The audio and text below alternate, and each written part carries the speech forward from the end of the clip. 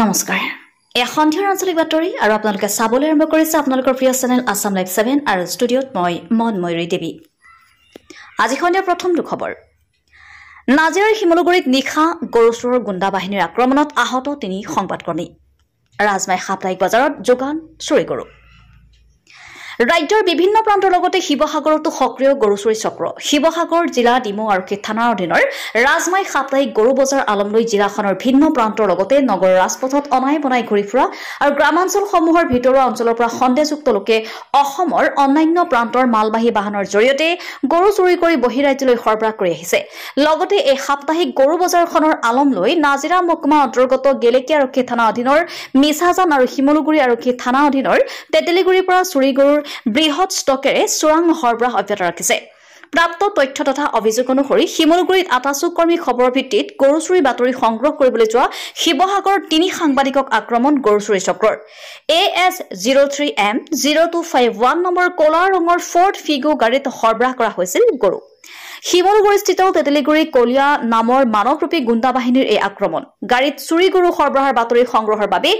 যোৱা সংবাদকৰ্মী ইৰশাদ উল্লাহ অনন্ত স্মিথ আৰু video journalist Asif আলীক দলবদ্ধ আক্ৰমণ গৰু চুৰৰ গুণ্ডা বাহিনীৰ দলৰ কাঠৰ বাটাম ৰড আৰু দাৰে সংবাদকৰ্মীৰ দলটোৰ ওপৰত ভয়াৱহ আক্ৰমণ তথ্য বিনষ্ট কৰিবৰ বাবে ভাঙি পেলালে সাংবাদিকৰ কেমেৰা আৰু মোবাইল ফোন ঘটনাৰ খবৰ লাভ কৰি উপস্থিত আৰক্ষীৰ দল অসম আৰক্ষীয়ে গৰু চুৰিত ব্যৱহৃত ফৰ্ড ফিগো গাড়ীখন জব্দ কৰাৰ লগতে আটক কৰে 3জন অভিযুক্তক গুণ্ডা বাহিনীত থকা লোককেইজন ক্ৰমে সাহিল আলী ৰফিক শাহ আৰু তকৰিম আহমেদক চিনাক্ত কৰে সংবাদকৰ্মী দলটোৰ জানিব পৰা মতে শিৱসাগৰৰ সংবাদকৰ্মী অনন্ত স্মিথে ঘটনাৰ সন্দৰ্ভত শিমলুগুৰি আৰক্ষী থানাত দাখিল কৰিছিল এজাহাৰ আনহাতে কিছুদিন পূৰ্বে এই চক্ৰটো শিৱসাগৰ কেইবাজনো যুৱকৰ ফোন ৰেকৰ্ডিং আৰু ভিডিঅ' কৰি ব্লেকমেইলিং কৰাৰ বহুতো অভিযোগ আছে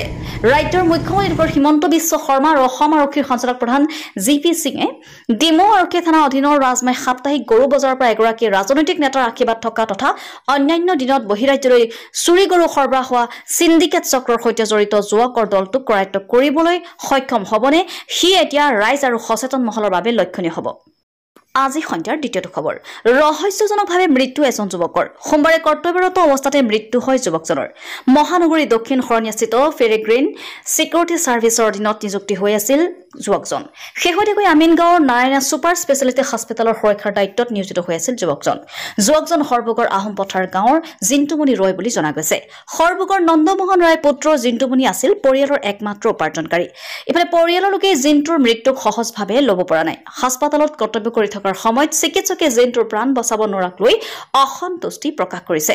তদুপৰি জিন্তুমণিৰ মৃত্যুৰ খবৰে পৰিয়ালবৰ্গক দিয়া আছিল হস্পিটেল কৰ্তৃপক্ষই